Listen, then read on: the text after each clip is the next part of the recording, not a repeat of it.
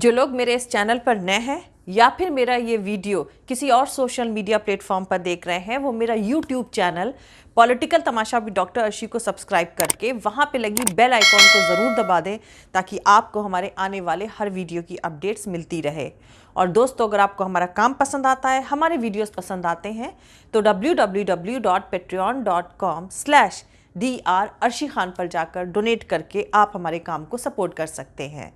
तो चलिए आज के सियासी तमाशे के सफर को शुरू करते हैं।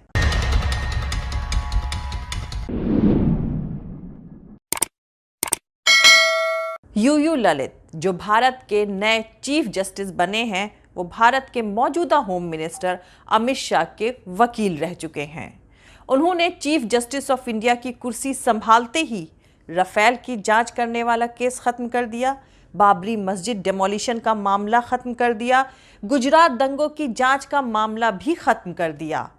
आपको बता दूं कि यूयू ललित साहब को बस 3 महीने का टेन्योर, मतलब चीफ जस्टिस के तौर पर काम करने का सिर्फ 3 महीने का वक्त मिला है और इसी में सारे केसेस रेस्ट इन पीस हो जाएंगे। गुजरात दंगों की फाइल बंद होने का मतलब है कि गोधरा दंगे की फाइल बंद, मुजफ्फरनगर दंगा, इशरत जहां फर्जी एनकाउंटर, सोहराबुद्दीन फर्जी एनकाउंटर, जज लोया हत्याकांड, IAS बंसल फैमिली हत्याकांड, तुलसी प्रजापति हत्याकांड, ये सब भी बंद। वहीं सुप्रीम कोर्ट ने बाबरी मस्जिद डेमोलिशन को लेकर उत्तर प्रदेश सरकार के खिलाफ कंटेम्प्ट यानी अवमानना की 30 साल पुरानी पिटीशन भी रद्द कर दी है। दोस्तों, बाबरी मस्जिद का फैसला हिस्ट्री का एक ऐसा नाइंसाफी वाला फैसला है जिसको कभी भुलाया नहीं जा सकता और आगे की आने वाली पीढ़ी भी ये इतिहास जानेगी कि जब एक डेमोक्रेटिक और सेक्युलर मुल्क में ये नाइंसाफी हो रही थी तो मुल्क की मेजॉरिटी कम्युनिटी इसके मौन गवाह थे। ज़रा सोचिए, सुप्रीम कोर्ट ने खुद माना है कि 1949 में बाबरी मस्जिद के सेंटर वाले गुंबद के नीचे मूर्तियों का रखा जाना एक गलत और अपवित्र काम था। सुप्रीम कोर्ट ने यह भी माना कि ASI यानी आर्कियोलॉजिकल सर्वे ऑफ इंडिया ये फैक्ट साबित नहीं कर पाया कि मंदिर को गिराकर बाबरी मस्जिद बनाई गई थी। सुप्रीम कोर्ट का कहना था कि हिंदुओं का यह मानना कि श्री राम का जन्म अयोध्या में हुआ था, हिंदू मुसलमानों के अपने बिलीव्स हैं, लेकिन मालिकाना हक को मजहब बिलीफ यानी आस्था के बेस पर एस्टैब्लिश नहीं किया जा सकता है। वहीं सुप्रीम कोर्ट ने यह भी माना कि बाबरी मस्जिद में 1949 में इमाम को मारा पीटा गया और मूर्तियां रखाई गईं। वहीं सुप्रीम कोर्ट ने यह भी माना कि जिस जगह मीर बाकी ने बाबरी मस्जिद का कंस्ट्रक्शन कराया था, उस जगह पहले से किसी इमारत की मौजूदगी का कोई सबूत नहीं मौजूद है। सुप्रीम कोर्ट ने माना कि बाबरी मस्जिद तोड़ी गई। कभी नाइंसाफी की कोई मिसाल देने वाली कहानी अगर पढ़नी हो तो बाबरी मस्जिद का 1000 से ज्यादा पन्नों का फैसला पढ़ लीजिएगा। दोस्तों, जर्मनी में हिटलर और नाटसी पार्टी के लोगों की गली और मोहल्लों में हेट स्पीच से जो सफर शुरू हुआ था, वो आखिरी में बर्बादी और जर्मनी के 2 टुकड़े होने पर खत्म हुआ। आज जर्मनी में नाटसी सैल्यूट, नाटसी सिंबल, नाटसी लिटरेचर और नाटसी से रिलेटेड हर चीज बैंड है। हिटलर का बंकर उड़ा दिया गया ताकि वो श्राइन यानी तीर्थ स्थल ना बन जाए। वहीं एक लंबा डीनाटसीफिकेशन प्रोग्राम चलाया गया ताकि जर्मन लोगों को सही रास्ता दिखाया जा सके, लेकिन उसके बावजूद लोगों के दिमाग से नफरत की आइडियोलॉजी और धर्म जाति का नशा उतर नहीं सका, तो दुनिया की ताकतों ने कठपुतली सरकार बनाकर 2 पीढ़ी तक जर्मनी पर कंट्रोल बनाए रखा। आगे सियासी हालात बदले तो हेलमुट कोल जैसे नेता की मौजूदगी के चलते जर्मनी एक हुआ। आज 40 साल में फिर से जर्मनी यूरोप के सिर का ताज है, लेकिन अहम बात यह है कि जिस नाटसी आइडियोलॉजी को जर्मन लोग चिमटे से भी नहीं छूना चाहते हैं, जिस आग से वो जल चुके हैं, उसका कोयला गोलवलकर ने अपनी किताबों में भरकर भारत में बिखेर दिया है, जिसकी आज की तपिश मौजूदा न्यू इंडिया में महसूस करी जा रही है।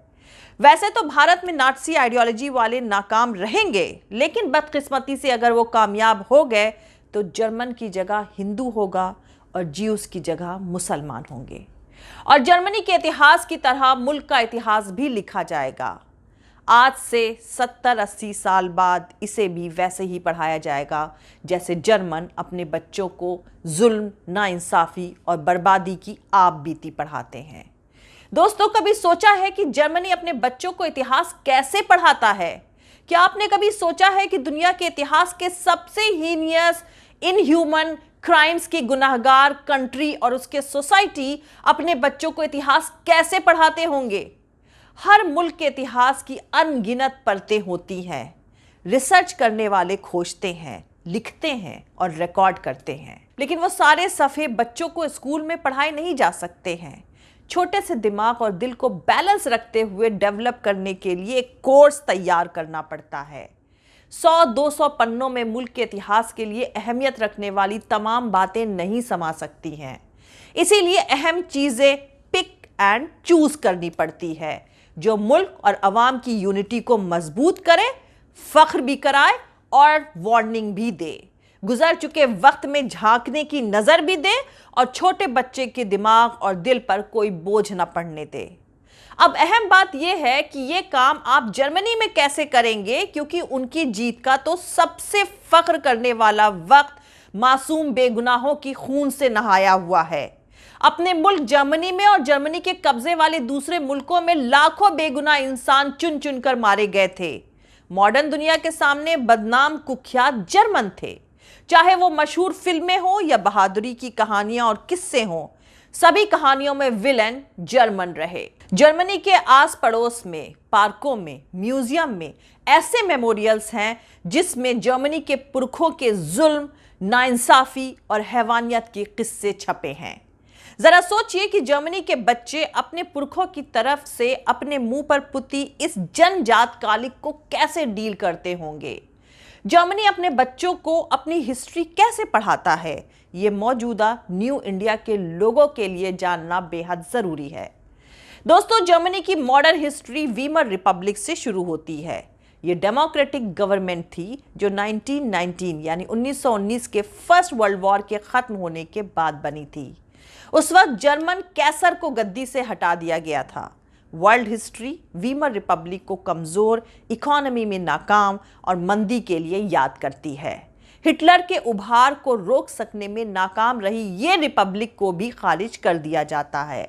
लेकिन जर्मन बच्चों को वीमर रिपब्लिक को उस सुनहरे उरूज की तरह पढ़ाया जाता है जिसमें पहली बार जर्मनी में डेमोक्रेसी की बुनियाद पड़ी थी, क्योंकि बच्चों में डेमोक्रेसी के लिए रेस्पेक्ट जगाना जरूरी है। लेकिन साथ ही वो गलतियां भी जरूर बताई जाती हैं जिसने रिपब्लिक को खत्म कर दिया था और तानाशाही का रास्ता खोल दिया था। तो आपको बता दूं कि जर्मन किताबों में नाज़ियों की शुरुआती कामयाबी का जिक्र नहीं होता है, जबकि हिटलर ने 6 साल जर्मनी में इकोनॉमी और फौजी मजबूती लाई थी और 1940 तक उसने एग्रेसिव कूटनीति और मिलिट्री कैंपेन से पूरा यूरोप को मुट्ठी में कर लिया था। पर जर्मन स्कूली स्टूडेंट्स को यह बताने से नाज़ी आइडियोलॉजी के लिए थोड़ी रेस्पेक्ट पैदा होने का डर है। इसीलिए फोकस इस दौर के हेट क्राइम, ज्यूज के होलोकॉस्ट, फ्रीडम ऑफ स्पीच पर रोक, इलेक्शन और पार्लियामेंट का खात्मा और डर फैलाने वाले सरकारी तमाशे पर दिया जाता है। बच्चों को कंसंट्रेशन कैंप और दूसरे होलोकॉस्ट साइट का कंपलसरी विजिट कराया जाता है। इस दौर के ज्यूज की लिखी डायरीज, पोएम्स और टचिंग डिस्क्रिप्शन भी पढ़ाए जाते हैं। एनी फ्रैंक डायरी और मैन इन पैजामास पढ़ाया जाता है। यह पूरी एजुकेशन इंसानियत के नजरिए से है। राष्ट्रवाद यानी नेशनलिज्म, मजहब, रेस, कलर, कास्ट के बेस पर बड़ा या नीचा हक, हेट स्पीच और सोशल कॉन्फ्लिक्ट के बुरे नतीजे जर्मन बच्चों को ठीक से समझा दिए जाते हैं। थोड़ी हायर क्लास में मैनकफ भी पढ़ाई जाती है ताकि हिटलर के लिखे और सत्ता में आने पर उसके करे गए कामों के बीच का फर्क, उसके कहने और करने के बीच रचा गया इमोरल छल भी खुलकर समझाया जा सके। और अब सबसे अहम बात यह है कि जर्मनी के स्टूडेंट्स का हीरो कौन है। तो दोस्तों, इन बच्चों के हीरो ऐसे लोग या व्हाइट रोज जैसे ऑर्गेनाइजेशन हैं जो नाज़ी रजीम के खिलाफ खड़े हुए थे, रेजिस्ट किया, ज्यूज को बचाया, लिखा, बोला, जान दी, वो अब हीरो की तरह याद करे जाते हैं। तो दोस्तों, जंग के शुरुआती दौर को डिटेल में पढ़ाने में खतरा है। नाटसी जीत के बारे में सुनकर बच्चों में प्राइड आ सकता है, जो काउंटर प्रोडक्टिव होगा। तो जीत की सरसरी इंफॉर्मेशन के साथ ज्यादातर मुल्कों में नाटसी जुल्मों के किस्से बताए जाते हैं। और अहम बात यह है कि दूसरे दौर में हार के बाद जर्मनी की बर्बादी के लिए जिम्मेदारी एलाई फोर्सेस की जगह नाटसी रेजिम पर डाल दी जाती है। आखिरी के साल में जब हार तय थी, तब नाटसी पीछे हटते हुए अपने ही शहर, पुल, बिल्डिंगों को तबाह कर रहे थे। हिटलर और हिमलर, गोएबल्स, गोएरिंग जैसे टॉप नाटसियों के सुसाइड बहादुरी नहीं है। इसे देश को मुश्किल में छोड़ देने और अंजाम भुगतने से भागने वाले एक्ट ऑफ कवर्डिस यानी बुजदिली की निशानी बताया जाता है। और सबसे अहम बात, ये एली फोर्सेस का जर्मनी पर कब्जा नाटसियों से आज़ादी के तौर पर पेश किया जाता है। अब सोचिए, जिस नाटसी आइडियोलॉजी को मौजूदा जर्मनी चिमटे से भी नहीं छूना चाहता है, जिस आग से वो झुलस चुके हैं, उसका कोयला गोलवलकर ने अपनी किताबों में भरकर भारत में बिखेर दिया है। अब मेरे इस वीडियो को एक बार फिर से देखें, सोचें कि मैंने गुजरात दंगों से लेकर बाबरी मस्जिद के फैसले पर नाइंसाफी का जिक्र करते हुए जर्मनी में पढ़ाए जा रहे उनके इतिहास का जिक्र क्यों किया है। आपको 70-80 साल के बाद भारत में पढ़ाए जाने वाले इतिहास की झलक मिल जाएगी। इसीलिए कह रही हूं, वीडियो को दोबारा देखें।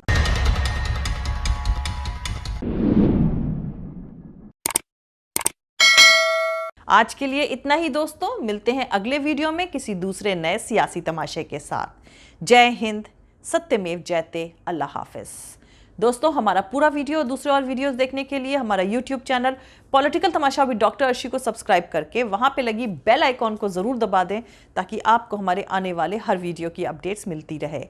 और दोस्तों, अगर आपको हमारा काम पसंद आता है, हमारे वीडियोस पसंद आते हैं, तो www.patreon.com/Dr अर्शी खान पर जाकर डोनेट करके आप हमारे काम को सपोर्ट कर सकते हैं। दोस्तों, अगर आपको हमारा वीडियो पसंद आता है तो लाइक और शेयर करना हरगिज़ नहीं भूलें। आप हमें फॉलो भी कर सकते हैं हमारे ट्विटर, इंस्टाग्राम और फेसबुक पेज पर। मेरा ट्विटर हैंडल है @arshi_aziz khan। थैंक यू, मिलते हैं अगले वीडियो में।